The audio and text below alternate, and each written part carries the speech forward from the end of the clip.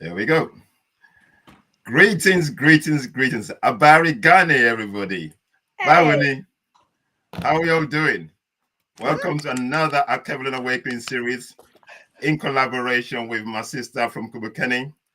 We are here, as you always know, to decolonize the minds and awaken the consciousness of our people. Welcome, welcome, welcome. This is an exciting one. Very good, Um, everybody. okay, somebody's got the. Okay, my name, as always, is Oladile Dosumu. I'm the founder of the Imagine Alkebulan. Guys, welcome to see you, and I'm excited for today. Unduku.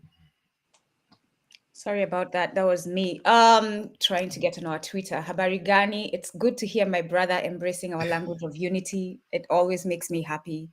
Um, the name is Nduku. I'm the host on Kumbukeni. I am looking forward to this conversation. I am looking forward to what we're all going to learn as a collective. And please ask your questions in the chat. Please participate. This is not just for the three of us. This is for all of us as a community to come together and learn and discuss and strategize together. So I'm looking forward to this, and I hope that you all participate. Asanteni. Okay, and we'll let our guest introduce herself. Please, Dr. Simona, if you don't mind. Oh, yeah. Yes. Thank you. Thank you for this gracious invitation and this exciting conversation. My name is Dr. Simona Brickers. And what brings me here today is life's perplexity as a African, supposedly American woman. Um,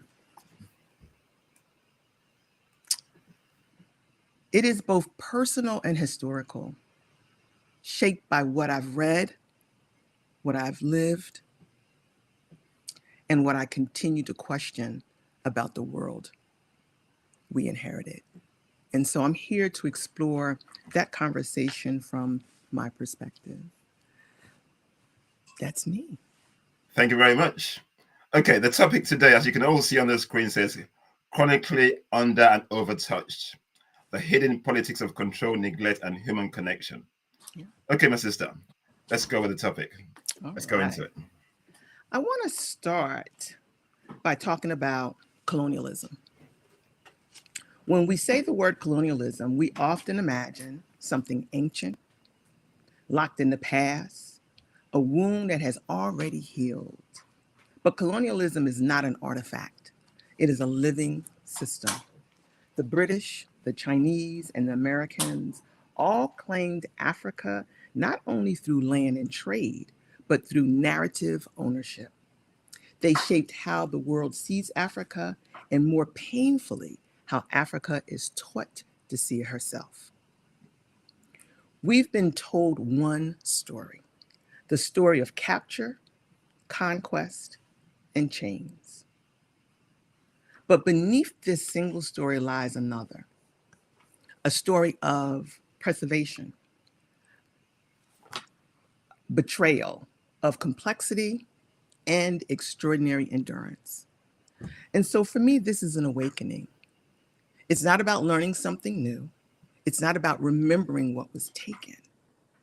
It is about standing in our individual and collective powers.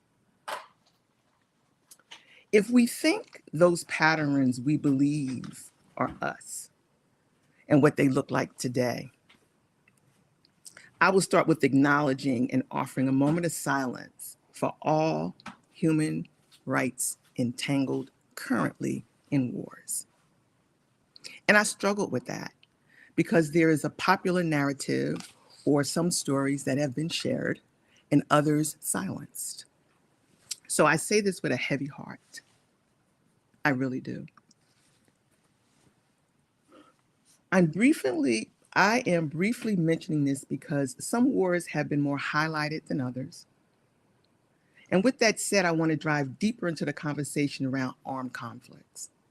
In 2024, the Peace Research Institute OSHA recorded 61 armed conflicts across 36 countries, the highest number in 70 years. I want us to sit with this information. The last 70 years. This report was only done in 2024, last year. When you think about this and place it inside the lens of the historical narrative of a single story, it disheartens me. 36 countries, the highest number in 70 years. So I want to ask the question of my co-hosts or hosts. Which country do you think carries the greatest weight today? The That's the greatest. question. The greatest weight? The greatest weight today. Weight as far as? Armed conflicts, Mm, historical harm. mm. I think for me, the Go on, greatest Nicole. one, obviously, it depends. In terms of those who inflict the wound, it's America. Okay. But those who bear the wound is Africa. Got it. That is it. That's it. Africa bore the greatest weight with 28 conflicts around the continent. What I encourage everyone to do is to research each country specifically and what was the underlying human rights issues. And a great place to start, and I'm sure they'll share it, is the website of the host here. Check it out. Learn about what's going on beyond what social media is trying to tell you. However, when we stroll through the regular social media or news feeds, we only see 2 or 3 wars dominating headlines. So I ask, whose pain counts as newsworthy and whose disappears? In the United States, conversations continue around the 1916 Project by Nicole Hannon Jones, which serves as a wonderful foundation to the wealth of literature on beginnings of African enslavement. And the story continues into today. I want to pause to do okay, I did it wrong. Okay, we're going to stay right on this slide. I want to pause to do a reclamation exercise, one that I have adopted from Resma. And I want you to settle yourself in your seats. I apologize. I meant to put up a blank slide, but I didn't. I forgot. Oh, wait a minute. You're fine. That's not true. Maybe I wasn't clicking fast enough. Or I put it in the wrong order. Won't let me do it. All right. No problem. I want you to settle yourselves in your seats. If you want to close your eyes for a few seconds, that's fine. And then I want you to open your eyes and literally look around your room.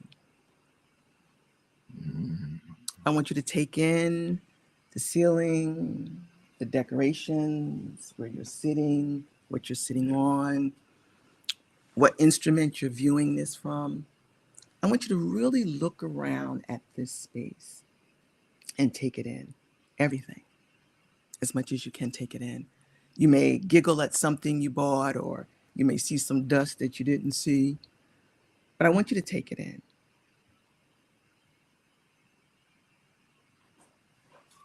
Now I want you to look around the room again. And I want you to release the sentimentality of the things that you purchased. And I want you to see the walls before you moved in. I want you to imagine the ceiling, the floor, the room, absent of every single thing that's currently in there. This removes your identity, and it just shows a blank canvas of what existed before there. I want you to see this space for what it is, a shelter. And take that in. I want to be intentional with how I guided you through this experiment. My focus was to remove the intimate and the attachment of the social constructs designed to influence our sense of well-being, comfort, and safety. Now look around the room again and see your space for what it is. and how it makes you feel, how it comforts you, admire your decorations, ignore anything that needs to be cleaned. And now prepare yourself to settle back in your seat and let's have the heart talk. It was my intention to start with armed conflict, having you center yourself inside your space, and how I will share why I did that. Many scholars describe the system we live in as the house of modernity, a structure that composes comfort that thrives on control. It decides who eats, who rests, who matters. It tells us this is the way to live. But like every house built on exploitation, it favors the builder, not the dweller. As Audre Lorde reminded us, the master's tools will never dismantle the master's house. And yet here we are, still trying to survive within its walls, using the same tools that once bound us. And I truly understand the personal challenge, 100%. To disengage from the world as we know it and take another path is a challenge. It's difficult. But within that new disengagement strategy lies fine print that no one talks about that accompanies this plan. At some point, even in the wilderness, as the indigenous in the Amazon will speak of, social encroachment exploits in a blink of an eye. And you find yourself back in the social cycle of the house of modernity. In 2023, the Journal of Interreligious Studies published an article I co-authored titled, "Who Are My People? Do I Have Belonging and Sanctuary?" where we noted the disforestation of Brazil's Amazon from January to June 2023, where 1,540 square miles of trees. Go back. Who did these slides? They're gonna get talked about. I apologize for that. Of trees and natural life was cleared in one region. The displacement of wildlife, vegetation, water, oil disruptions. These are the tensions I have been grappling with for my entire life. The tensions not around solving anything, which is where most colonialized minds lead, fixing the problem.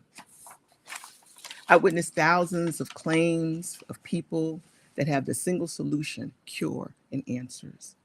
And each time I stand at the edge to observe, some seemingly success turns into the very same thing they were supposed to create to change and improve. So I am cautious and very careful about the role I play. At least currently is less about changing processes, procedures, and applications. At this time in my life, I have been challenged to talk about it and attempt to describe the foundations and layers within the context that you may see your daily lives. Not to challenge it, however, to observe it and how it's supposed to or impacts your life. The determination about the outcome is yours. I cannot claim or own it because this is about your honesty to yourself and the comforts that you value, even if it may be the very sources that is causing you harm and trauma. My forthcoming book, Chronically Under and Overtouched, The Hidden Politics of Control, Neglect, and Human Connection, explores how this house operates, how it shapes what we call care, work, and even love.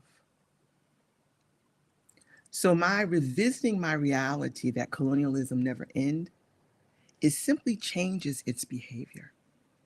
We begin as conquest over what began as conquest over land, using people as the vehicle became conquest over meaning. The same logic that mapped territories now map behaviors, relationships, and belonging. This is the house we live in, the house of modernity. The house was built through the ruins of conquest and the promises of civilization. Its foundation was laid by colonial hands, its walls reinforced by hierarchies and illusion. We have learned to decorate it, to call exploitation efficiency, and to name exhaustion devotion. But the original architect remains. The architect alone doesn't keep a house standing.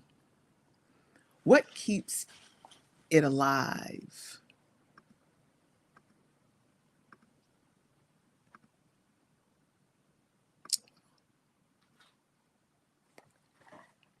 What keeps it alive, generation after generation, is how we agree to perform inside it.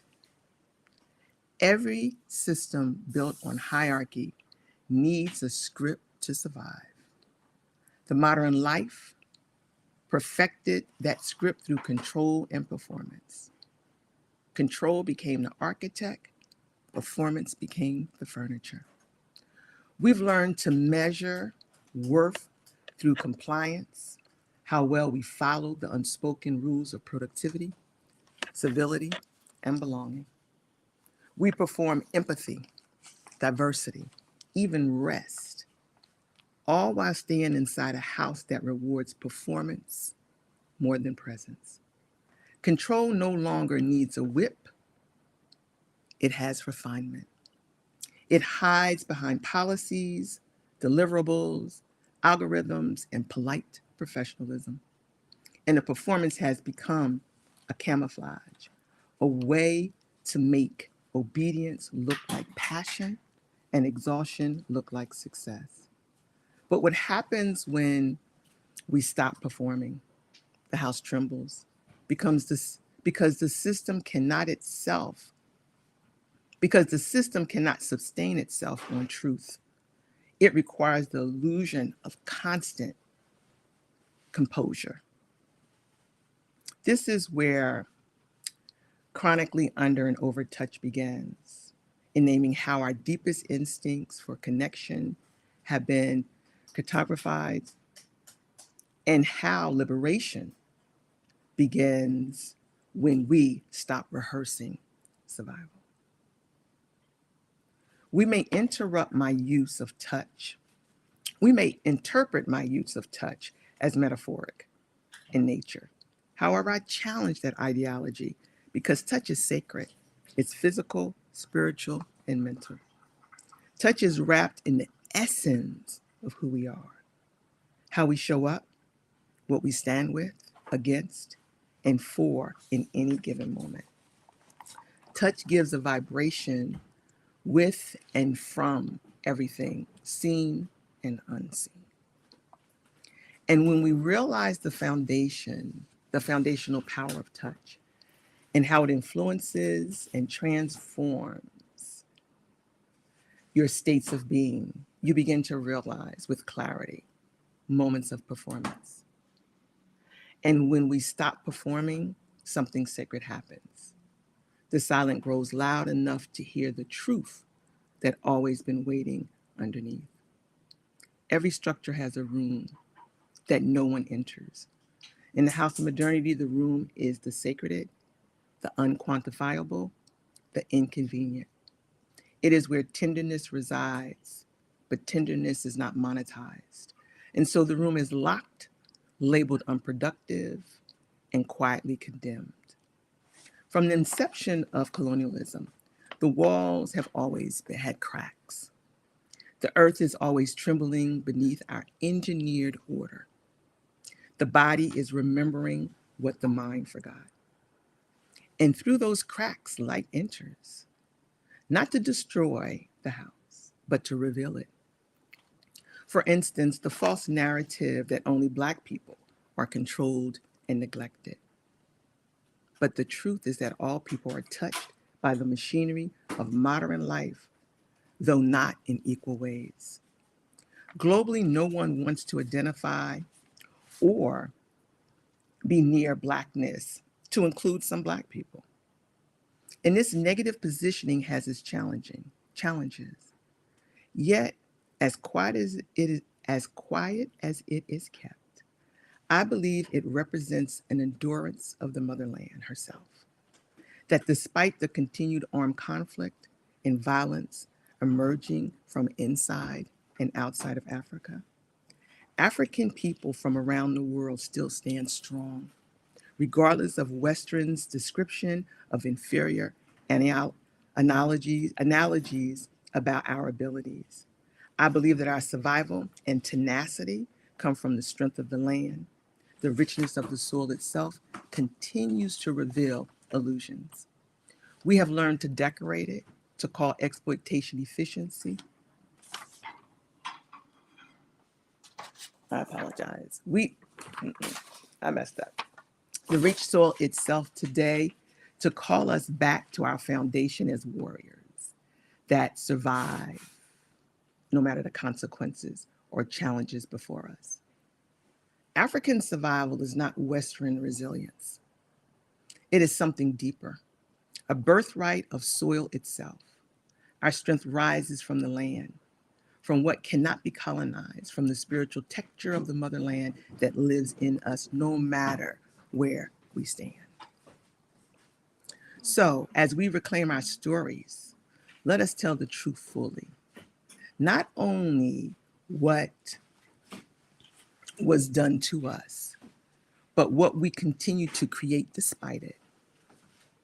To love Africa is to tell the whole story, radiant and raw. I started my talk in the way that I did, and ended it with Africa because I sensed that this is important in ways I can't fully explain when I was writing it.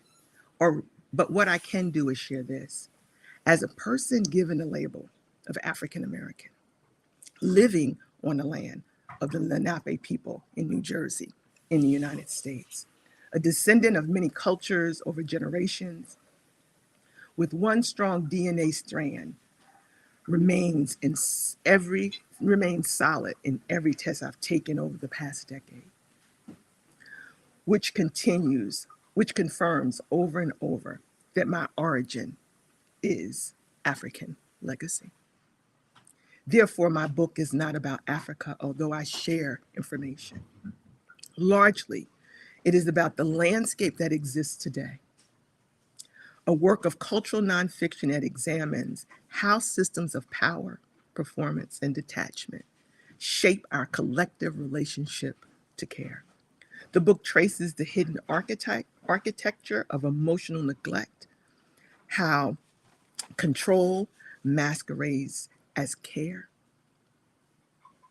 how institutional design mimics compassion while sustaining separation, and how the body becomes both witness and archive.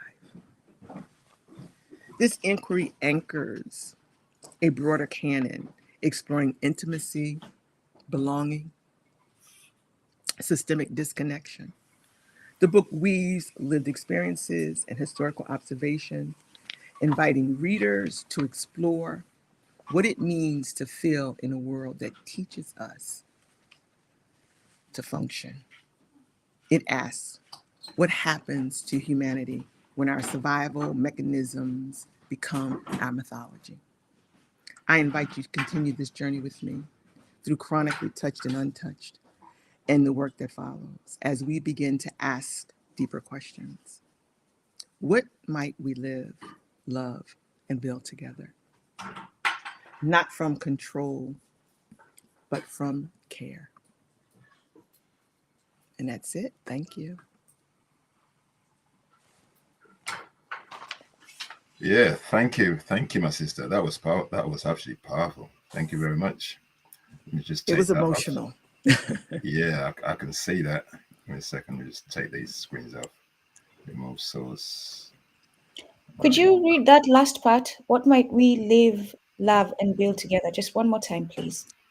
How might we live, love, and build together, not from control, but from care? Thank you. That last statement that you just stated there, let's start with that. Okay. How do we do that? Because that's one of the biggest challenges facing us Africans, wherever we are in the diaspora on the continent. Yeah. How do we make that happen? I definitely, for myself, recognize that colonialism has asked us to detach from our spirituality, to detach from ourselves. And despite all the years of this grueling demand upon us, we can't naturally and comfortably. And sometimes we fit into that performance to survive at work or code switch but we can't sustain it. At some point, you're going to see that other side come out.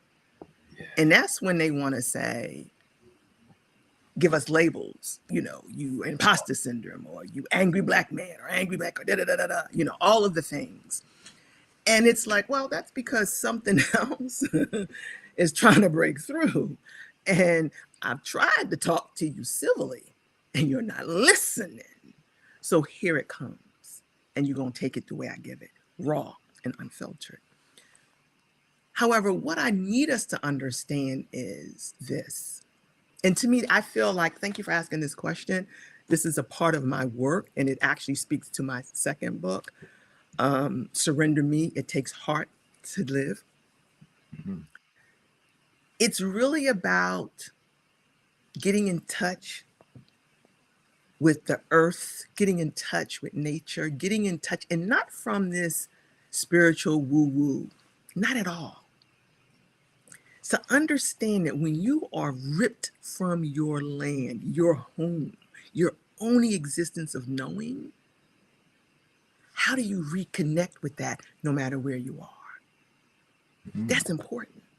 It's not that you're on the original land. Absolutely. Go back to the motherland, spend your money, buy your house, do it, contribute. I'm not saying that. What I'm saying is where you are, own that space. Not own it in the colonialism way. I'm not saying buy the house, buy the land. It's not even your land. What I'm saying is own your space in your walk and realize and ask, because it will tell you, what am I here to represent about my people?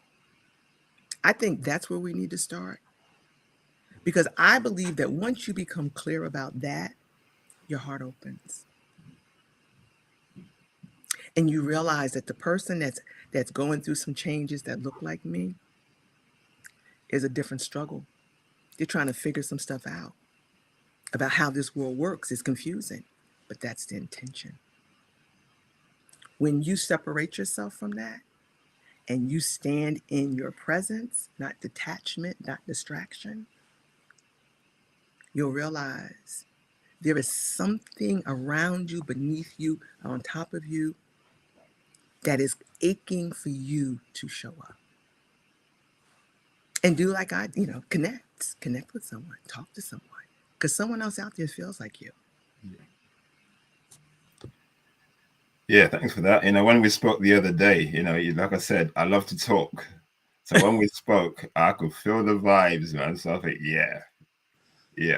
Okay, Undugu. So I do love when I encounter fellow Wana Ubuntu. Wana Ubuntu is a child of Ubuntu, right? And for those of you who are not familiar with Ubuntu, we're not talking about the co-opted version of Ubuntu that Western culture has taken on. We're talking about African, true principle of Ubuntu in African culture, who we truly are. So someone that is grounded in humanity and the well-being of humanity and sustaining life and caring for nature and being in one with nature. That's what Amwana Ubuntu is, which is why I say the way white people are moving now, the way Chinese people are moving now, the way Arabs are moving, they can never be Wana Ubuntu. The way some Africans are moving, they can never be Wana Ubuntu. And I'll make a statement and say Wana Ubuntu and Africans, because African, I believe, is the Black person who's not a Wana Ubuntu. African, you rightfully deserve that Western title, African, which detaches you from your people because you are essentially detached from your Ubuntu center.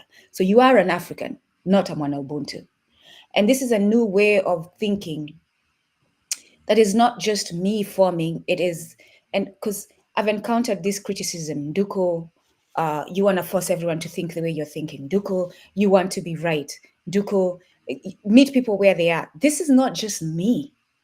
And I like, you started by saying, Dr. Brickers, you started by saying, and that's where I'm going to take it from, right? Let me go back one page behind to my notes. What you're teaching is shaped by what you've read, what you've lived, and what you continue to experience. I will add that what you're teaching is also shaped by what your ancestors who ran through you have read, have lived, and experienced. Not just you and the ancestors in the spirit world, your fellow on Ubuntu that are in expressing themselves through you, right? Yep. What Nduku says is not just what Nduku thinks. Nduku says what she's read, lived, experienced, heard, is happening spiritually through the connection that we have through our blood and our spirit with our ancestors. So it's not just my knowledge, it's not just my thoughts, it's thoughts of many of our people who are, it's like we're pulling to the center, who are pulling and using us to pull us back to the center. So this is not just me. So, And thank you for saying that. That's thank true. you. Right? We need to change how we are seeing people like me and Dr. Brickers. We absolutely need to change it. And I know it's funny to say that as the person who's being criticized. It's funny to hear it from me saying that. But I I feel blessed when I encounter people like you because you're mentally decolonized. You are. At least you're halfway there. You're in the process, because we are not yet completely mentally decolonized. Yeah. And I don't have to work hard to prove myself with you. And that is such a place of comfort. I don't want to even call it a safe space. Yeah. I don't have to. And I'm expressing my experience not to center myself, but for all of you to relate and to find a place in comfort and understand what that means. Who is a place of comfort? Dr. Brickers is such a person. Myself, as much as I am abrasive, that abrasiveness is so that you can be clean because you're that pot that has soot. You have a lot of soot and you need me to put you back to a shining state, right? You need people like me. You don't need a soft touch. That soft brush, what is it called? The one that you buy with a blue sponge that you use to clean your pots and they don't get They clean. don't. Yeah, yeah, You yeah. I have know to what you're get talking about. metal that Yeah. is abrasive so that they can get clean, right? So a soft touch is needed when you've had too much, your spirit needs to rest. But when the journey is, we have to awaken and we need to do it like what you described, right? My goodness, I have so many notes and maybe we'll go back to that. Let's do that. Polite professionalism, speak on that. Oof. That is a very, very toxic and harmful concept for us. Polite professionalism. Please talk about that. Yeah. Especially here in the United States, the mindset of acceptance has been and continues to be, I need to dress the part. I need to put on the blue suit and tie down the colors and don't wear the big earrings. And oh my God, the crown cannot be out in full display. It needs to be managed and straightened and reformed. And then I can show up with my little pearls. And I'm not saying that I don't wear pearls, I do, but with my pearls and my pearl necklace and my bag, and I can be acceptable. And you will see me differently. And the truth of the matter is, no. No. The fact that I have this hue, this natural, Yeah. gorgeous Yeah. hue, I am going to stand out. I Yeah. cannot say how many places that I have walked into, called someone on the phone, told them that I was coming, da, da, da, da, and show up. And when I come in and they hear my voice, they make their head is down. They make the connection. And when they look up, the face changes. Mm. And I look at them like, was you expecting someone different? Mm. You know, I believe that we have an opportunity to show up as our authentic selves, but I also caution using that as a cliche because if you don't know who you are, where you came from, what's going on inside and outside of you, it is kind of challenging to know how to show up. It's kind of hard. However, once you do, you will find such an ease in life. And it's not about a professional performance, it's about who you are and how you choose to show up. And they may say, oh, it's the professional. Okay, if that's how you see it. But I love the ideal in your depiction of cleaning the pot. But trust me, this Brillo or this abrasion gonna come out. So tread softly. Tread softly. You know, and so I think that so often we get so caught up in the costumes. I said it on a talk of this organization that I love in Princeton called Not in Our Town, and actually served on the board and served for a short time as the co-chair. And this, I wasn't there at the time, but I went to an event after, and this person of color was talking, a Black person was talking, and I can't remember where they were from. Um, but they were saying how I think they were in pharmacy, and how they wore Oxford shirts and the sweater tied around the back, and how they looked the preppy part. And I was sitting there like, oh, I shouldn't have come to this because I'm not going to be polite. I'm not going to be polite. I'm going to try to be respectful, but I'm not going to be polite. And he was convinced that if he changed his outer outfit, that his peers would accept him in a way that was more acceptable. And eventually I just was like, okay, maybe it's just time for me to click off and just, just don't engage in that conversation. When we realize that who we are authentically is why they keep coming, Yeah. that's the magic. You don't have to do anything about that. It's yours. It's a birthright. Do that and lose the professionalism. I don't know what you were expecting, but that's what I have. Yeah, you know what, Mr. Saying what you're saying, and I always talk about this: decolonizing your minds, proximity to whiteness. A lot of our people try so hard, and based on what you just said, they see you for who you are. But why are we not decolonizing, trying to get ourselves away? Why don't we not build it? There's a cognitive dissonance that's happening to us, that we see what's blatantly wrong, but for some reason we keep pushing our heads in the burning bush all the time.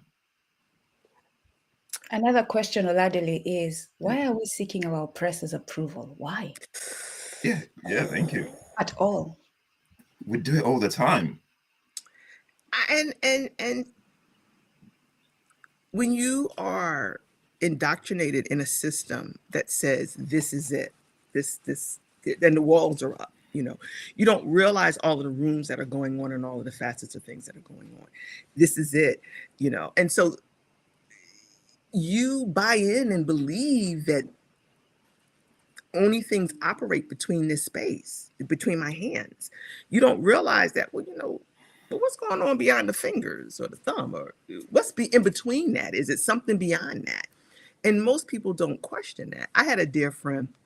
We went on a walk not too long ago, maybe a month ago. Her name is Shelly. And she said, I don't know what I said, but I was probably running my mouth as usual. And she said, you are such a systems thinker. You take this, that, and this, and you put it together and you just bring it out. And it's like, nobody else saw that.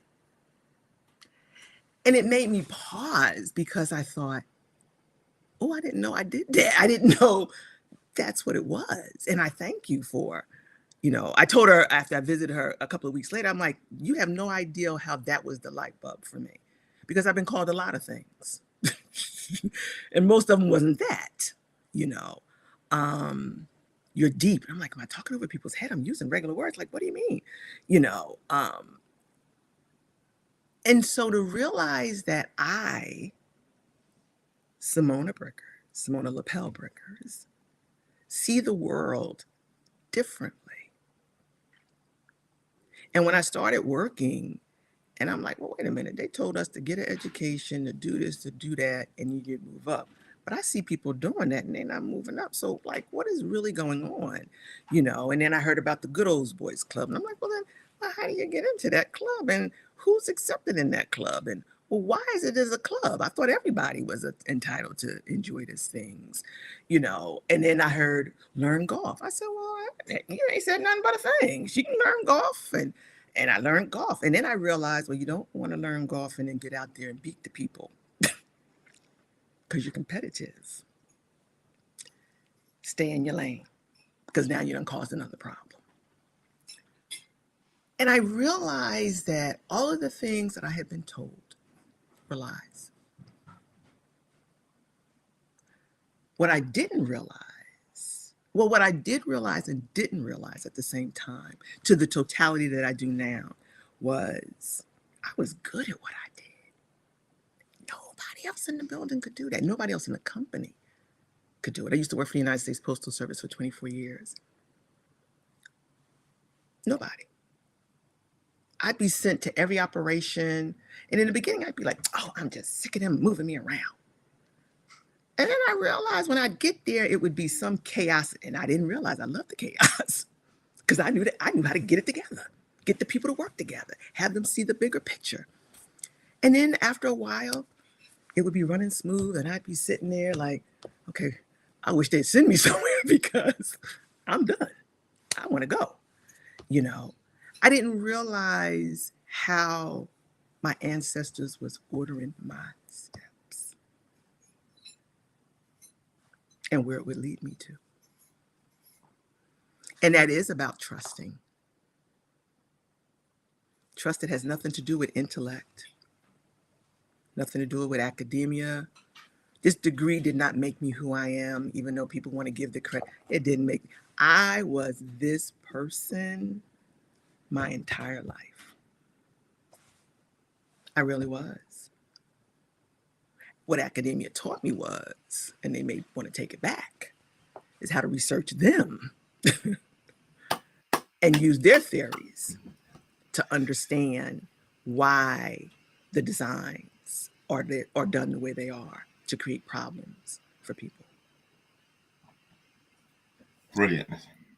Quickly before you go, Ladile, another way to think of that, right? You are who you are all along. Iron is iron. Okay. Iron is iron. You work on it so that it can be used, but it's iron. You shape it so that you can use it, but it's iron. It was iron then, and the only reason why it's not effective is because it has not been put in its form that can be used. When you went to those spaces and you put yourself in that form that can be used, now you're benefiting your community, right? A lot of us are iron, but we're not benefiting our community because we haven't been shaped. We have not allowed ourselves to be shaped. And part of that shaping is the uncomfortable, because of where we're coming from, the uncomfortable transition to returning to your being. And I don't know why anyone is seeking a comfortable transition when you understand. And I always do this analogy. The animals at the Mara have to cross the Mara River to get food. And every year they know there are crocodiles in there, but they still cross that river to go get food. Every year they still cross the crocodile-infested water to go get food. They know if they don't get food, they'll probably die on the other side. And so, and Dr. Who did we have recently? Oh, goodness. Shakara's father. Oh, yeah. Mbadaka. Yes. And he told us about the antelope. Yeah. Oh. And that the antelope is always running from the lion because the antelope understands the relationship between it, the lion. The lion is the oppressor of the antelope. You will never see the antelope running to hug the lion or giving two shits about what the lion thinks about how it looks that day. And sometimes for me, I'm continuing to learn that when my brain, because human brain tends to go to spaces that consume us, when it gets like that, all I need to do is look at the bee, the antelope, animals, nature. And nature, it simplifies it. An analogy like that simplifies it. An analogy like the same individual, Shakara's father. And today, clearly, the ancestors want me to call him Shakara's father. And by the way, it's funny because in my culture, in Kiubuntu, Kiswahili, and even in Kikamba, you're known by your child. My mother is Mamanduko. Mm. Yeah, yeah, you are, Yeah, especially your my eldest mom is brother. known with my name as well, Mama Dili. Yeah, that's common in a lot of African Yeah. cultures. So Wow. he said to us, we have a mountain of sand to collect. And it seems overwhelming. We Black people, right? To return to our liberation.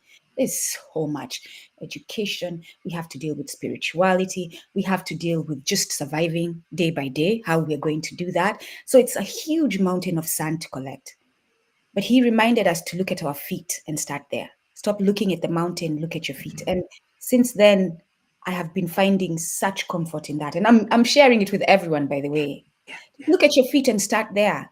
And then as you're doing that, someone will join you and then you explain what you're doing and the simplified way of doing it. Like, look at the mountain we have to deal at, but look here. This is where we are starting, and this is how much I've done. So,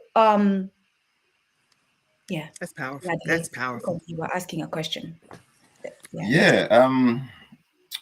You talked about conflicts, my sister. There's so much conflicts in the world today, as you said, and the majority of them are happening in Africa. And the worst thing about this is that the complicity of it is that our own people are the gatekeepers, the mission managers that allow this infestation and infiltration on our continent. How do we, why are we, the thing is like, we're talking about Ubuntu. And like when Unduku said, Ubuntu is, I am because you are because I am. We're in community with one another. We don't hurt each other. We have each other's back.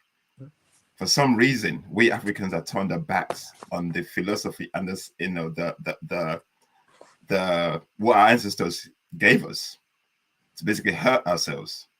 That we Black people look at ourselves and we hate each other, despite the fact that those who are inflicting pain on us, we let them go and we're embracing them over ourselves. Can you speak to that? I can just offer my perspective. Please. It is the most emotionally draining and hurtful thing to consider. And to ponder it just saddens me tremendously. And it is emotional for me because it happens everywhere. It happens everywhere. We are fighting for scraps that have been offered to all of us. No one offered us the land.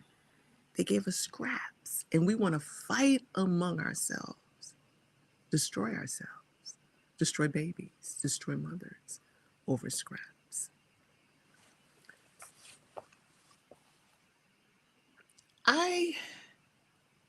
There's a part of me that wants to say I don't understand, and that would be a lie. I do get it. I get it. Please break it The down for Western us. world, the Western world has made promises on top of promises for centuries on top of centuries, and they continue to tell us that they are for us, that there is some special place here on this merry land that you can have it too. And the advertisement is so convincing and compelling because the faces look like you. Look at this mansion. Look at this. You can have this Mercedes Benz too. Don't you want this bling? And then we have those of us that have done the work. I'm not shaming them, have done the work, have put in the hours, have chosen some luxuries. They show them in the moment in their day-to-day life. And then they blow it up for some to say, see, he got it. Go shoot some basketball. Go run. Go do this. Go do this. You can do it too. And they never really stop. And I'm not saying that people that participate in those sports or participate in those activities, I'm not shaming them at all.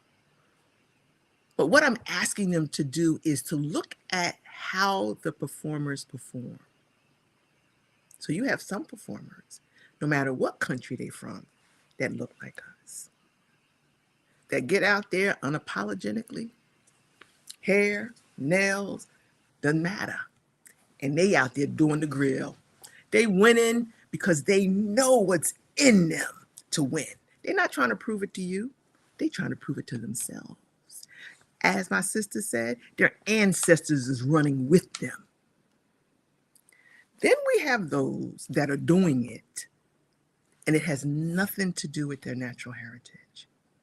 They're out there performing for likes and, all of the commercial stuff.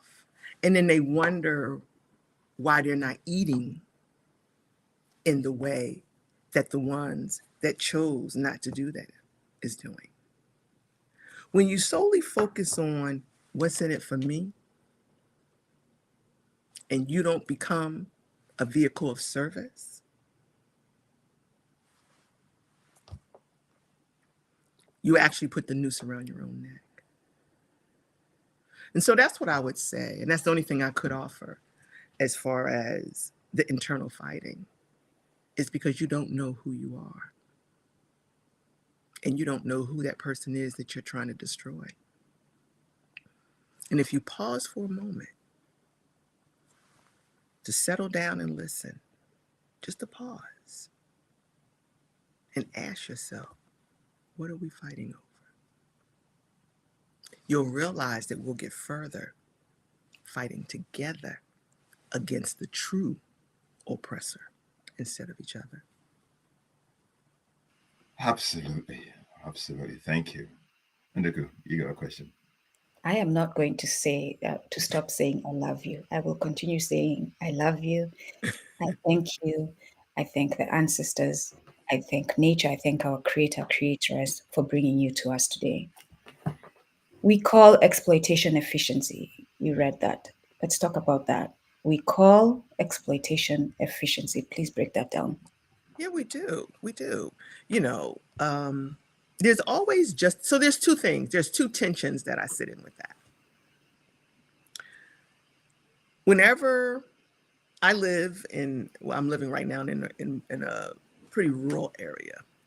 But whenever I drive down a major highway that they've advertised as, it's going to get you from Philadelphia to New Jersey in a flash of an eye, I literally weep. I feel the unearthing of Mother Nature and I cry. So even though I'm on the road, I'm looking around and I'm seeing trees that have been removed. I'm seeing earth that has been disrupted. And when I get to parts where I see where the trees and the architect has not been designed so that the trees that remain can survive, and now they're flooded with water and inundated and rotting, I literally cry. Because this is modern technology, they claim. This is what sustainability is supposed to look like. It's for human comfort without consequences. But the consequences are there. Look to your left, look to your right. The consequences are there. Yes, the road is nice. It's got 5 lanes. You can drive a little faster. Absolutely. It's smooth. Wonderful. It gets you there faster. But there's a cost to you that you don't recognize that you're paying. And it's not just in taxes. People say, oh, it's my tax. No. It's in the air you breathe. It's in the wildlife that cultivates. It's in our butterflies that are disappearing, our bees that are no longer pollinating. It's in the ants that no longer have a home, the deers, the foxes, the bears. And so we look at exploitation as being a good thing. It's advancement. And I say, ooh, be careful what you ask for. They say AI is here. I think our president, or the president, not mine, in the United States said, okay, we're going to put AI in every classroom. And there are people out there fighting that. Why? Why are you want to expose our children to that? And then I have to go back, and I understand that argument.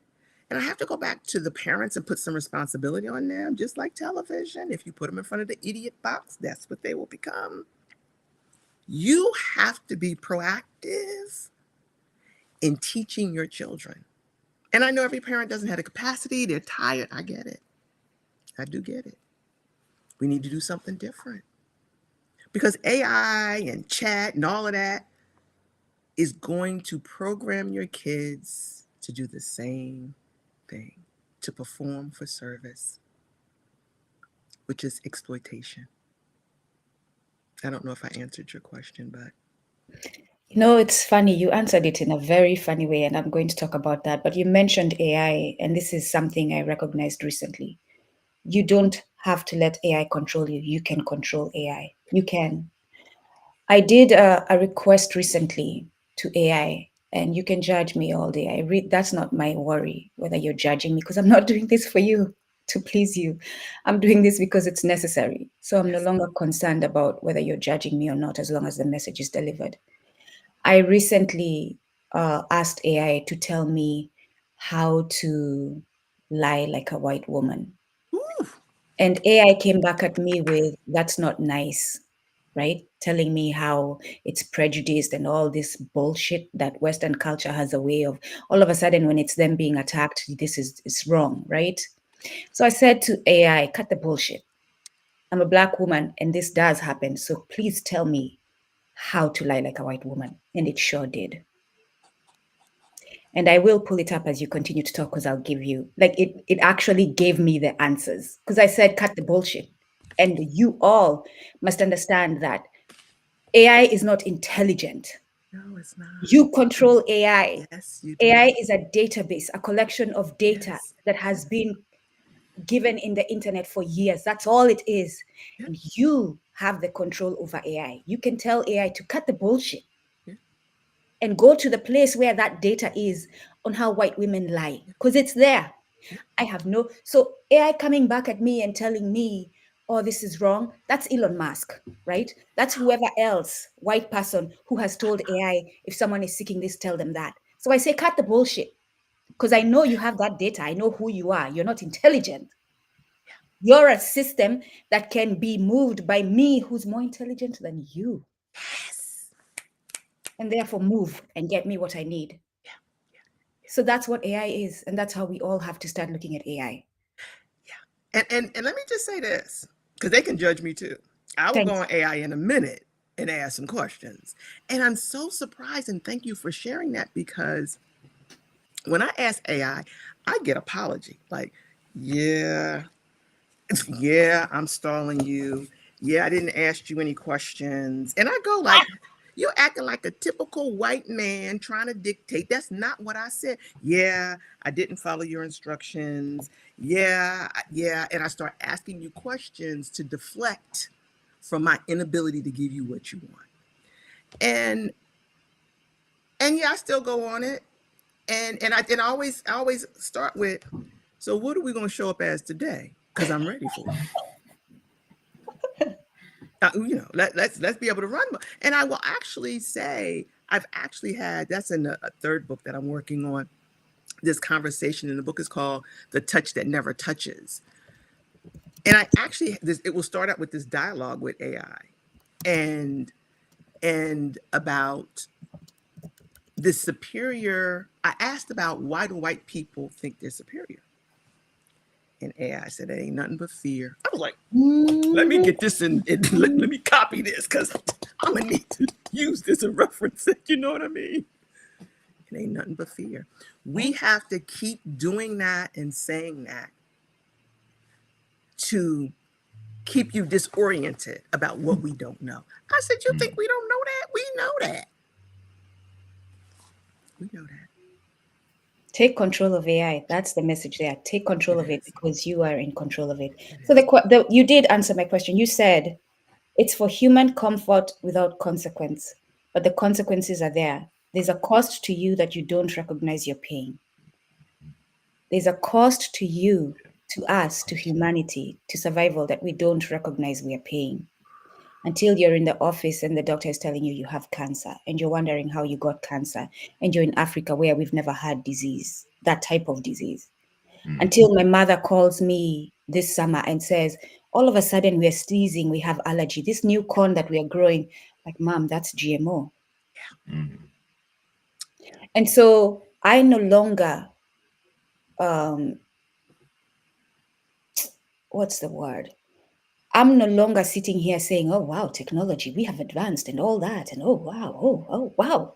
And and this whole thing, STEM and computers and all this. No, it's destroying us as humanity. It is. I am more impressed by the person who tells me I want to go back to nature. I want to go back to growing my food. I am so much more impressed by that. Keep your iPhone. I am using it. And thank Of you for course. it. Yeah. But keep it. Absolutely. Give me my healthy food. Give me the food Absolutely. that I like. I just had an experience where I was in the hospital this week, and I am grateful for the lessons I am learning because they are centering me steadfast in who I am. Ooh, yes. Steadfast. Like, you have no idea. I will laugh at you when you come at me judging and criticizing and all that, because I am armed Yes. and steadfastly set in the work that we need to do. Yes. So you answered it. There's a cost to you, to us all, that we don't recognize we are paying, and start looking around. A friend told me this week how Nairobi, I'm from Kenya, how horrible it has become. There's houses on top of houses on top of houses on top of houses on top of houses. Yes, this is Nairobi.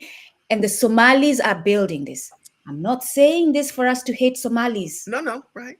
Because what I said to my friend, oh, actually, it was my mother. What I said to my mother, this is interesting. Actually, my aunt, I think. I've been talking to so many people this week, right? What I said to my aunt is, we are in the Somalis' home. The Kenyan military is in Somalia. They are in our country because we have invaded theirs. Somalians are in South Africa because the South African military has invaded their nation. Like, every African nation that is feeling the pain of having Somalis in your country taking over the economy, it is because your military has been there under the African Union that is led by the white man. What is African about the African Union that is led by the white man? They fund it. 70% of the funds are coming from the Europe, so we don't own it. So Africans, I'm saying this to you, and you are African because you're operating with a white man's soul under white supremacy. You're not a Mwana Ubuntu. So I will say this to you. The reason you're having the discomfort you're experiencing in your nation is because you are joining the white man in his mission of destruction. So when you stop joining the white man in his mission of destruction, you will start finding peace for yourself. You will. That is so true. That is Right? true. Really? Right? And as you articulated earlier, that we're already in discomfort because of the disconnection and the discord. And then when we go to shift to the presence, there's discomfort, not because something is wrong, is because you are recalibrating into your truth. And it feels a little uncomfortable because you haven't been connected in that way as you once were, as you were born into. And I have a friend that asked me, she's like, you are just really, you're very clear. And I said, it didn't happen overnight. No. I was in the fight. No. I said, and then finally, I said, wait a minute. I'm tired of fighting myself. Literally, I would call a friend of mine and say, did you see me? She said, what you mean? I think I ran past myself. I'm trying to do this thing and be here and do this and do that. And I realized that, no, I didn't realize. The truth of the matter is I was told to surrender. Yeah. And I misunderstood. And I said, oh, yeah, I did. I did this. I gave a list of some stuff. I surrendered. And I got quiet again. And I heard the voice say, surrender. I thought, okay, you want me to add some stuff. No problem. And I gave some more lists. I got quiet. I heard for the third time. Surrender. Now I'm annoyed. I got nerve to be annoyed. Well, I done gave everything I could think of. Instead of pausing to ask, what does that mean? Show me. I'm annoyed. And I said, fine, I surrender. But I knew it wasn't in my heart. And I knew it when I said it. But boy, I didn't have to. Because my life went on a spiral that I will never forget. And everything I thought was important, the title, the six-figure salary, the house, the cars, the vacations, the bank accounts, the credit cards, taken away. I said, well, I know this is going to be a little uncomfortable, but could you have kept me a little cushion, just a little bit, a little comfortable in my surroundings? Nothing. And that's when the real work began. And I couldn't intellectualize what surrender meant. I had to be deep, heart, belly, gut in it. And I had to realize it meant a lot of things. It meant that every single thing that I thought, believed, contributed to, I needed to examine differently. I never forget when I was told, I want you to forget that you're Black and a woman. I said, well, how the heck do I do that? Like, how do I do that? What does that look like? And then I realized, oh, I was told these things. I didn't choose them. This is not my authentic conversation or being. This is labels that were giving to me. Yeah. And it even gives a history about my last name, Brickers, which I've been fascinated about my entire life, because my grandfather's name, my paternal grandfather's name, his birth name on the census in the United States is Phillips. I said, well, how did we get the Brickers? Like, what you doing? And the story, which I cannot confirm, but it's something that is on my list that I really want to take time and spend in Virginia to research, that he witnessed a white man kill his father. And he promised that when he got of age, he would retaliate. And the rumor is that he did. Now, I looked it up, and it doesn't say that. The article is very, very interesting in how it frames how my great-grandfather was killed. And it gives a name of a person with no description. So it says,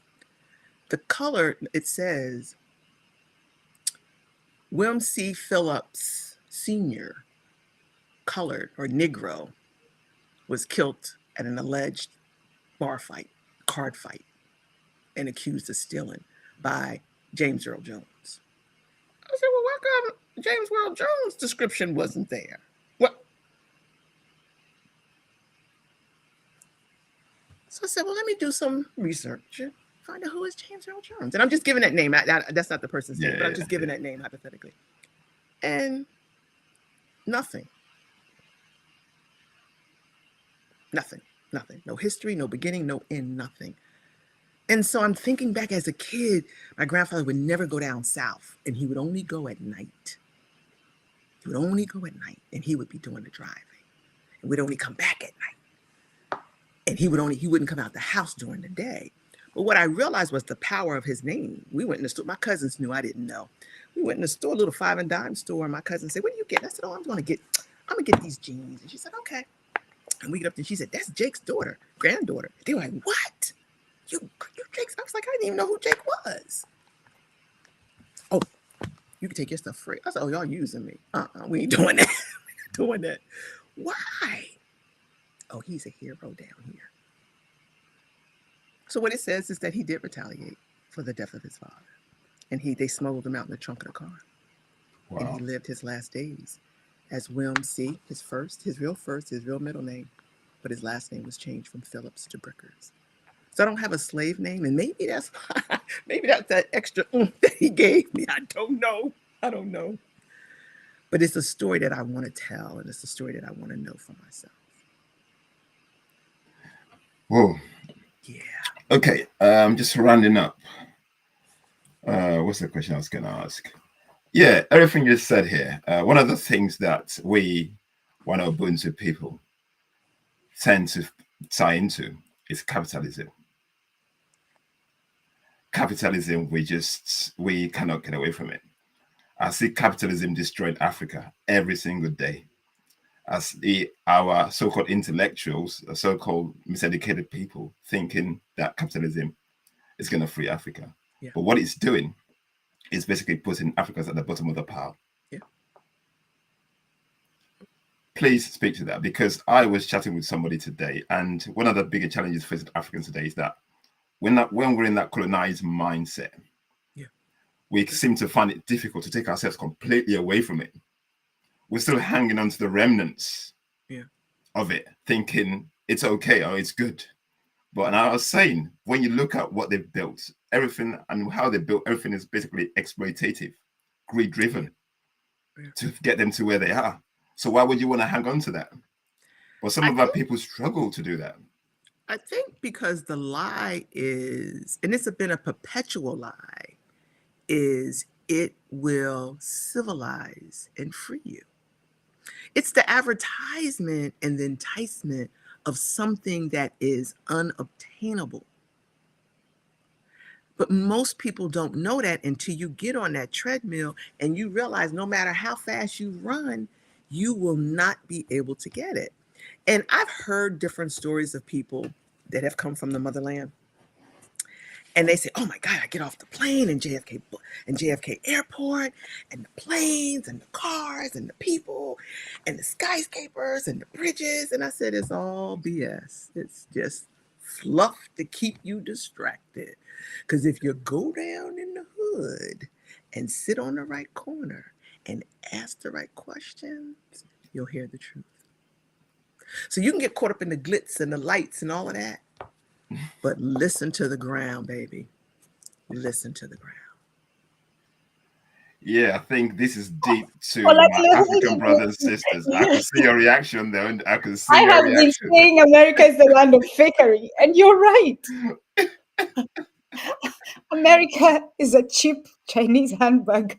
It It is, really is. and it's funny that you say that, and you even use that as the parallel. China is known for duplicating, stealing, and duplicating anything in the world. Anything. Top designers, doesn't matter. They can duplicate like no one else can. Okay. Mhm. United States does the same thing.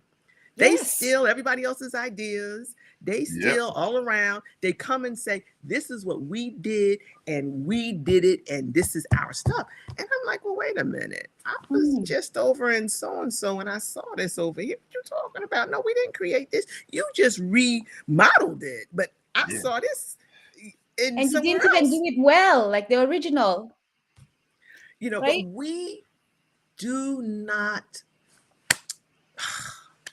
Woo! We no longer know where mango comes from. We don't know where peas and carrots come from. They come from the supermarket. No, baby, they don't. They don't. They don't. Oh, the disconnect is it's alarming. It's It scary. is. I was with a young person, 17 years old, this past summer. We were walking in the woods. And I said, "Oh, I see some mullein. I see a mullein plant." And they looked. And I said, "You want to leave?" And they said, "Yeah." And so I walked over, bent down, prayed to the plant, asked for permission, took a leaf off, put it back, and handed it to the person. She felt the leaf. She said, "Is this real?" I thought, "You did not What? just see me go to the plant because of the feel. A mullein plant feels like silk. It feels like cotton. You can't, it's a plant. It's so buttery soft. And I use it for tea. And I thought,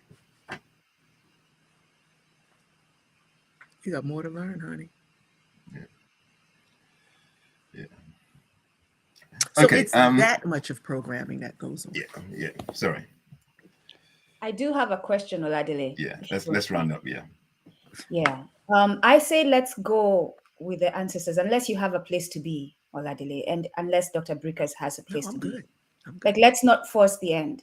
Yeah, let's not force it, because I have 1, 2, 3, 4, 5, 6, 7, 8 lines I had written. Okay, I'm gonna stop talking. All right, go ahead. No. Again, let's let it play organically, is what I'm saying, because it feels right when it plays organically. It feels wrong when we cut it and we are like, we're being instructed to continue, right? And that's the only way I can explain it, Oladile, because I might not have the words to it. That's how I'm feeling. So you said the system requires delusion of constant composure. Speak on that. Mhm. Because that's another I think we harmful just talked about it in an trait. indirect way when people land in New York and become so enamored with all the lights and the whistles and the horns and they never stop long enough to recognize how disruptive and distracted all of it is. So I love going to New York City. Don't get me wrong. I go to New York. I don't live that far from New York. I go to New York. And the bells and the whistles and the cars and the taxis honking. But I've also had conferences in New York and I've had to spend the night. And before they changed the laws, the taxis honked 24/7. That's all you heard. Honk, honk, honk. I said, well, your windows and stuff is not insulated that I don't have to hear all that noise? Really? And I'm in the penthouse. Go figure that. But they're paying Concierge 10,000 a service. month. Yeah. And so I think often that when you're in the hustle and bustle of it, it becomes very difficult to see the day-to-day minutia. And I remember this. I was in Philadelphia with a friend of mine. We were having dinner in Chinatown, believe it or not. And we were going to leave in a couple of days to go to Europe. And I was looking forward to this. Is 2004. It was my vacation. I had gotten my bachelor's degree. I was like, okay, this is where I want to go. I feel this place calling me. This is it. And we're coming back from dinner and I have nowhere to go. There's no urgency. And literally I am walking on top of the people. And after I said, oh, I'm so sorry, the second time, I thought, no, apology is not enough. What are you doing? And I stopped and slowed down. My pace was mine and I had to own it. It wasn't somebody else's. And an apology wasn't befitting to me being offensive unnecessarily. I had to check my stuff. Most people don't. They look outside and they don't realize because they really believe. And I was there. I can't sit here and say that I wasn't. I was there during a time where, oh, I have to. Oh, obligation. Oh, loyalty. And finally, I was like, these things are wearing me out. They're wearing me out. Oh, I have to do something else because this is not it. But most people don't realize that. I told a dear friend of mine, this was years ago, many, many years ago, almost 20 years ago. We were driving from New Jersey to Philadelphia across the Walt Whitman. It was a beautiful, gorgeous day. And I said, and I had no idea where this came from at the time. And I said, the world thrives on our ignorance. And she said, not mine. I said, no, everyone's. Every single one of us participate in our own destruction. And if she had challenged me to ask me how, I probably, the answers, somebody would have to give me that. God, somebody would have to come through and give me, because I didn't know how I've held on to that memory in those words, because I believe that was another nudging or sprinkle of something that I need you to know this because of where you're going or where I'm taking you. And I think people don't realize, they don't, like I go back to saying, if this is the only system you know, The children today don't know about house phones. We was happy to have a house phone. No, They don't know nothing about, they you know, they we was haven't happy got to a have clue. a television. You know, electricity was considered, you know, modern technology. Inside toilet, what? Heat, air conditioning. So when you've been coddled and you've grown up in these things, how do you know? How? I was 16 years old talking to a friend on the phone, and she said, "Girl, it's hot outside." I said, "Really? How come Do I you know didn't know there's that?" no air conditioning in the UK? What? Yes, I was shocked when I went to London. They don't have air conditioning. Wow. We do in summertime we do in the But offices. it's just starting to come In our in homes, no. It's just not constructed that way. Yeah, because because they obviously didn't because see it. 9 months of the year is cold, so there's no point. And when you're American, you think it's everywhere. You think your way of being is everyone's way of being. Yeah, you do. You really do. You do. You really do. Yeah. It's just, yeah. And so, yeah, at 16, I was like, "How do you know it's hot outside?" And I said, "Well, here I go. To your point, what turn the air conditioner on?" She said, "We don't have air conditioning." I said, Uh-huh. "Well, what do you have?" She said, "A fan." I said, "What's a fan?" And Americans move around the globe with that American mentality, You're right. criticizing everyone else as if their way of being is the human way of being, not realizing that's just your way of being.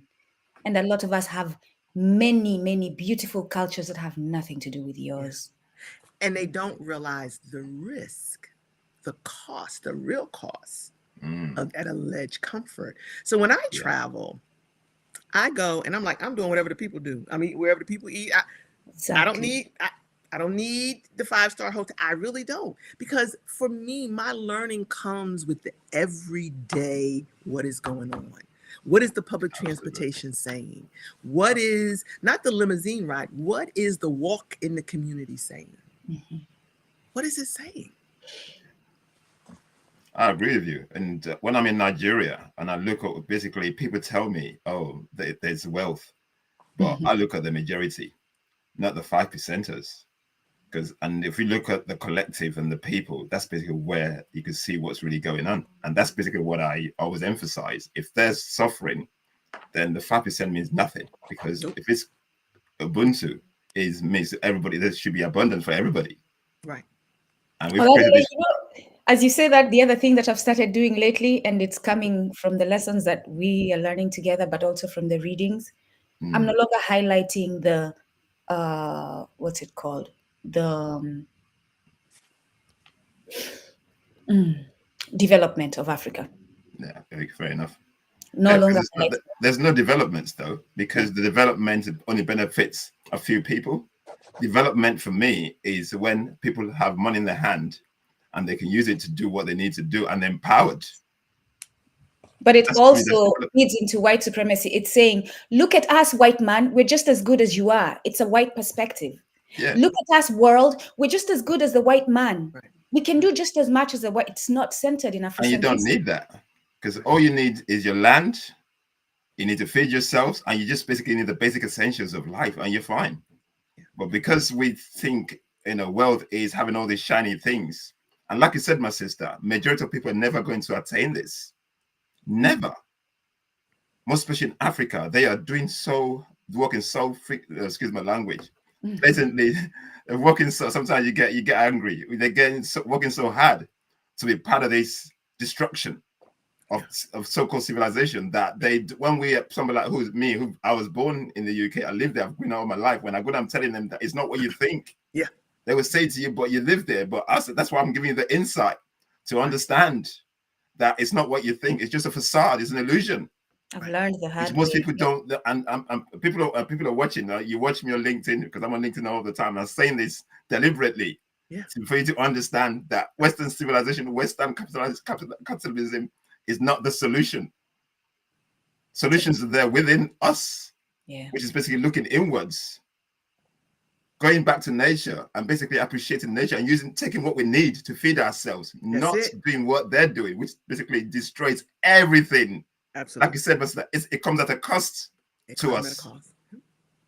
All these It does. conveniences come at a cost. Nothing, Yep. nothing is easy. Nothing goes without a consequence. Nope. And this is the trick, because I call that mimicking performance. That's what other countries, we want to be like them. No, you really don't. You really don't. It's interesting. As you answer that, because you mentioned performance, and I hope I do not take away your train of thought. No. Add your statement: when we stop performing, something sacred happens. I'll mute. Go on. Absolutely. Absolutely. When we pause, we stop doing what is being asked of us, or mimicking somebody else, or trying to obtain. When we actually stop, and I call it performing, we stop doing that, something else will arise. Something will come through you that is more important. But most people become they have the checkoff list, the to-do list. They're so busy trying to, okay, education, check. Okay, oh, I need to get a doctor. No, you don't. Check. No, you don't.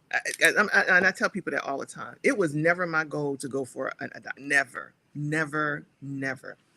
I went for a bachelor's degree and I thought I was happy as could be. I got tricked into a master's degree and I thought, okay, that's it. And then I took time off. And then I said, this thing came up and I thought, okay, so I'll just put 2 words in here, and they're never going to call me, and my phone rang, and next thing you know, I was in a doctorate program. And I questioned the entire time. Why? What is this for? It's a waste of time. They're giving me such a hard time. Why? And I kept hearing, I need you to stick in there. I need you to do it. Performance is when you believe 100% in systems that tell you that you are special. You're exceptional. You're different. You can do it. And I don't want to be discouraging and saying, no, you can't. What I'm asking you to do is be realistic about, then what? Then what? I was taking a drive going to an NAACP meeting in New York from New Jersey with an attorney. She was driving. And she said, oh, my life will be so complete. She just got a brand new house. She had the career she wanted. As soon as I get a husband and have children. And I turned around and I said, I don't mean no disrespect. Then what? Because them kids are going to grow old. They're going to leave that house. The husband may or may not stay either. Or he may die. Then what? Because if you keep placing your hope on the next or something that's not in your life at this moment, it means you are not appreciative, grateful, and humble for where you are right now. And once it's gone and you've replaced it with stuff and nasty people or jobs. I mean, yeah, I was making a great salary with the United States Postal Service. I remember coming home one day and I thought, oh, what? Did the maid quit? I thought, oh, heck no, we can't do this. You bought all this stuff. Now you got to clean it. Something's got to give. This no longer works because it puts you on a vicious cycle that you have to stay on, performing to maintain what you already have, which you already paid for. You got to pay taxes on it. Now you got to house it. Then you got to clean it. Then you got to replace it. Yeah. That's what performance is.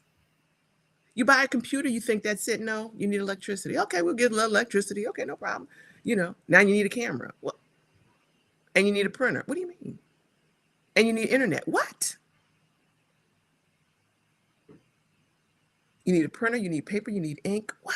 You need a table, you need a chair, you need a desk.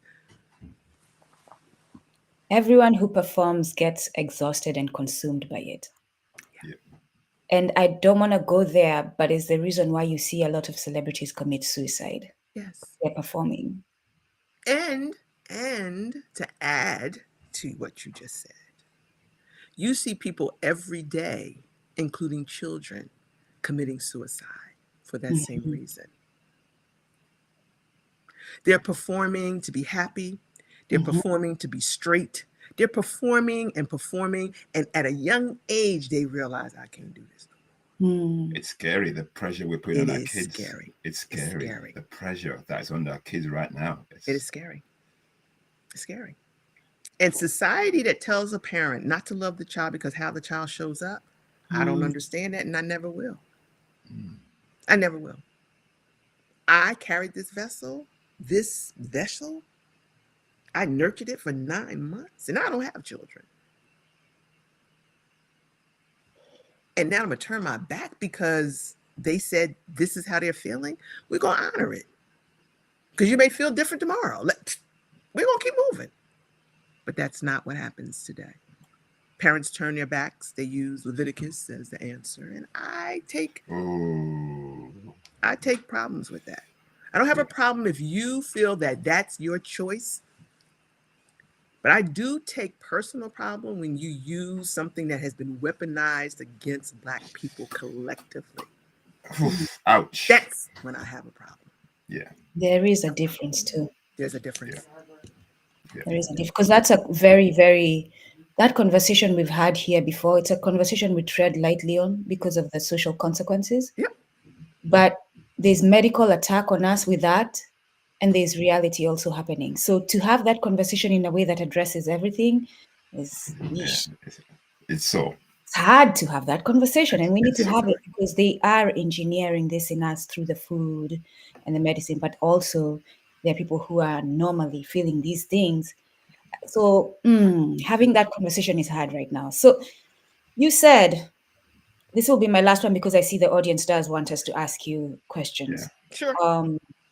African survival is not Western resilience. Please clarify that. Because you'll say things that are really profound and I can read into it, but I want to see what you mean. What do you mean when you say that?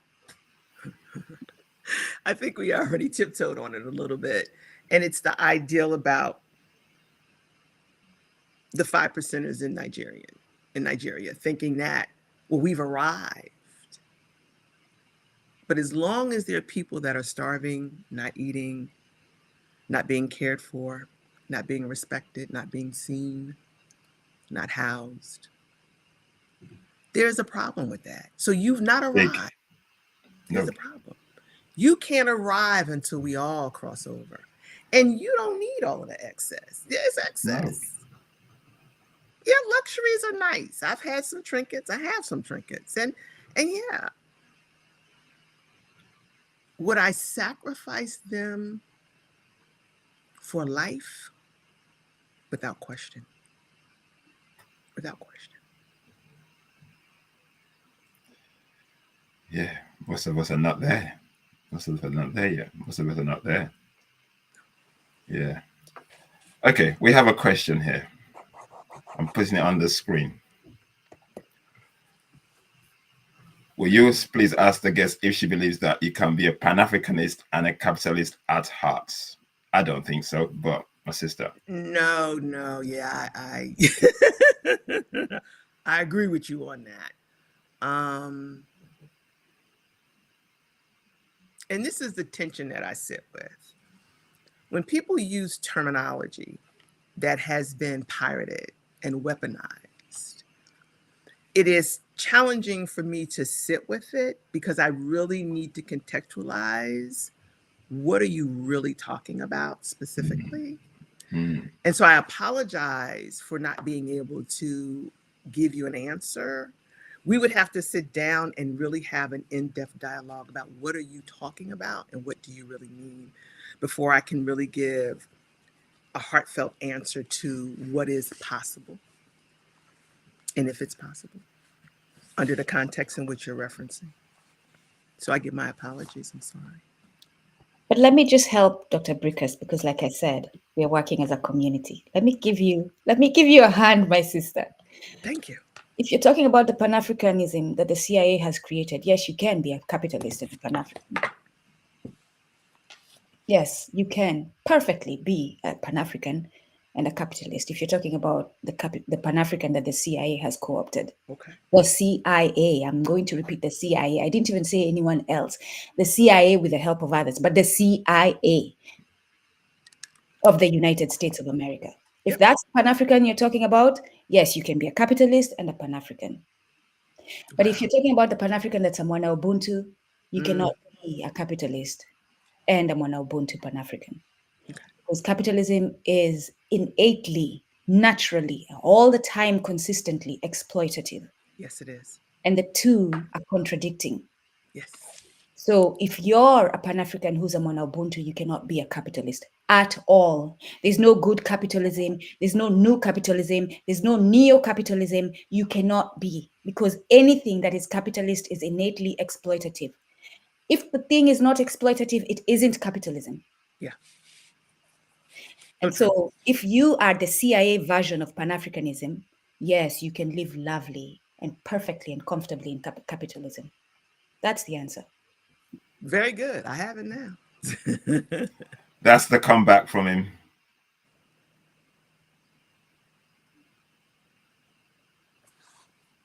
Yeah, but Okay. he got the answer. Thank He'll have you. clarity. Yeah. There was another question at the beginning. I don't know if you pinned it. Let me go and get it, Oladile. Okay.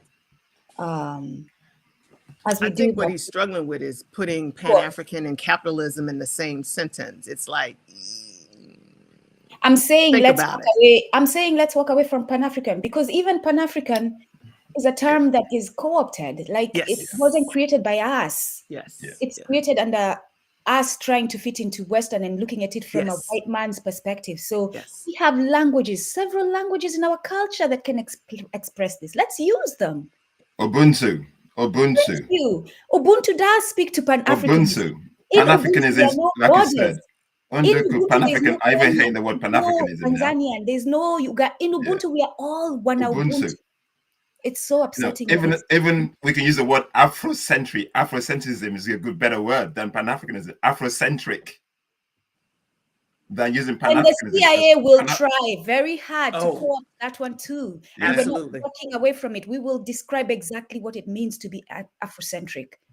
As long as you're exploiting, colonizing, taking over and not caring and building life, walk away. Walk away. It's true. Guys, It's as simple as that. That's where the clarity is. If what you're doing is contributing to the death of nature and humanity, That's right. walk away. Guys, the solutions are there for us to see, basically. Like I said, what is Ubuntu? Ubuntu means communal community empowerment, together, building together. That means nobody lords it over the other person. We're in the same level and everybody has what they need.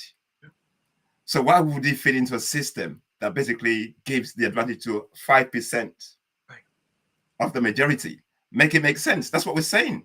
Yeah. In our brains, just figure that, just think about it. Yeah. You're working all this work and the wealth is concentrated in the hands of 5%. So what's better? You, the community, having abundance and no lack, or capitalism that basically takes away from you to feed others? I think that, and that's a question that is often asked, because I've asked it myself. And when I heard you say it, I'm like, well, maybe we need to start reversing how we ask that question. What discomfort are you struggling with releasing? Because I think that's the heart of it. What ideal of comfort are you struggling in letting go? See, I'm willing to let it all go. I just said, now, no, it's interesting. I was participating in this program and I was asked, the end of the world is coming tomorrow. And we all have to get on this plane and go back to Africa. What are you bringing? And they're like, I said, I know what I'm bringing. I didn't even have to think about it. And they said, what are you bringing this morning? I said, I'm going to sow some seeds in my bra. That's what I'm going to do. Okay. Because she can plant. Now, she can fish a little bit. There's some things she can do, but she can grow just about anything in the world. Yeah, that's what she's going to do. And they looked at me like, you didn't say bring extra bras. For what? I ain't going to need them when I get there. For what? You didn't say bring a suitcase with your all-clad pots. For what? You act like my people don't have something already there. There's something we're going to clay. We're going to bring. We're going to learn how to do some things. We got some trees. We got limb. We can build a fire. Dr. Spear them. We're going to do some stuff. That statement. And they were like, you the only one in the group. I was bringing flashlights. I said, for what? Then what you gonna do? What you gonna do with the batteries? You act like my people don't already have things over there. Yo, that's good advice for anyone going back to Africa. Understand that they already know how to. They may not have it all right, but they have ways. So humble yourself when you go. Before you start telling them what to do, learn, first of all, what is being done and what is lacking before you start telling them what to do. Absolutely. So I could bring seeds. I can bring, that's what I'm bringing. I know I couldn't bring no live plants, but I can bring some seeds. See if they can germinate there. That's what. And don't let immigration tell you what you can and cannot bring, because why do we have Asian trees in America? Because they brought it. They brought it. Why do we have a Chinese whooping willow in America? Because they stole it and brought it. So who the hell are they to tell me what I can take from one place of the earth to the other when they've been doing it? Why do they have giraffes in America? That's why I'm kind of top heavy. That's why I was gonna sew them in the bro. They wasn't gonna know. They'd be like, yeah, let her go. They wasn't gonna fill me down for them. I'm good. And now you need to change where you put them since you told them. Yeah, I have to, because they've heard me. I love you. Oh my God, I love this conversation. Thank you so much. And it's interesting that you said what you said about my comment, because I would know to go back to wilderness, my body will adjust.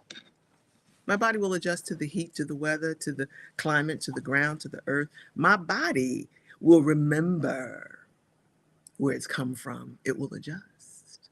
It will adjust. And the thing that I have to be diligent and listen and ask about is learn how to survive in this element. We travel in tribes for a reason. I need to realize that, because there's things out here that I don't normally see. I need to understand that. And so to realize that returning home means that I will have a huge learning curve. And I will learn willingly. Sit at the feet of my people, humble myself, and be of service. I will learn. Every American I just love you for what you're saying there, man. And every African, every diasporan basically needs to learn and humble. Listen to Dr. Brickers. That is what simplifies the mountain of sand you're looking at. Listen to her and look at her feet, and just honestly, you will adjust. We have a friend who moved ahead of us to Africa, and he's been struggling, but he said he's happy. Right? It's not going to be easy because Africa is also caught up in colonialism. Sure. Absolutely. Oh my God, I am so grateful for you today. And it may seem like we are sitting in an overwhelming emotional indulgence, but so what? It's making us feel good. And good in a way that my nervous system is heightened because of the urgency of this conversation and the level of this conversation. But my spirit, my gut, my mind is settled. That part of me. And I know the difference. Yeah. This is not upsetting to me. I'm not fighting, as you said earlier, AI to give me the answer to tell y'all stop playing. You know what I mean? So it's a different type of energy flow that is most welcoming. My sister, we got another question there. How does Ubuntu address? Yeah, go on. Can you say it? Yeah, but that's not. Is that my question or one of yours? Yes, it's all of us. Yeah, okay. Yeah. Okay. Yeah. I'll let you're right, we'll let you go.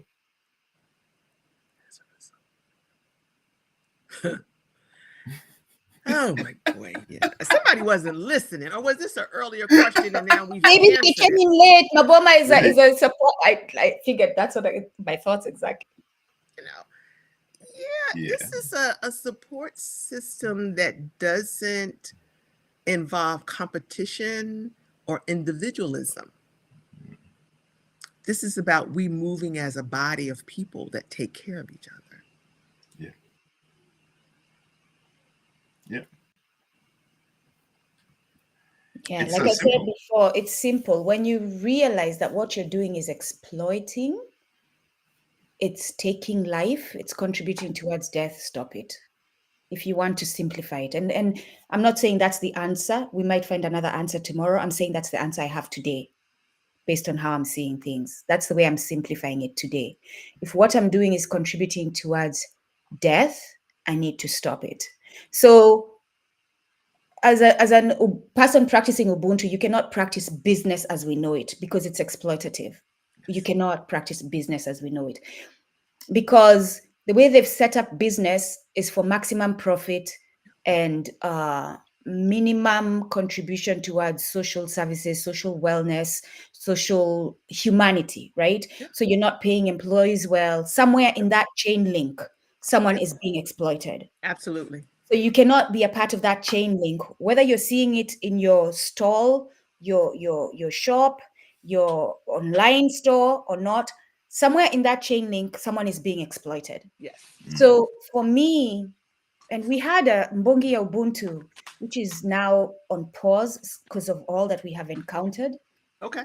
We had an offer from someone, a Black person, who was saying, I'm going to help you all create something like a Google, like a Timu, right? An online store, marketplace.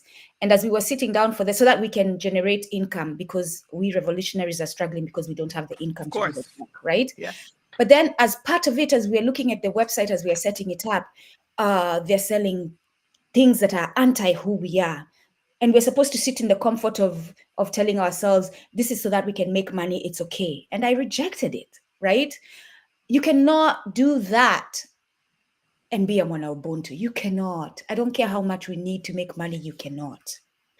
And so we have to be uncomfortable enough to go to a space that is not exploitative. What does that mean? Right now, I had the opportunity of getting a little money that I said, I don't care if I spend it all on buying land, even if it's 1 acre, that's what I'm going to do. Okay. That's what I'm going to do. Because right now we should focus on having land, Yeah.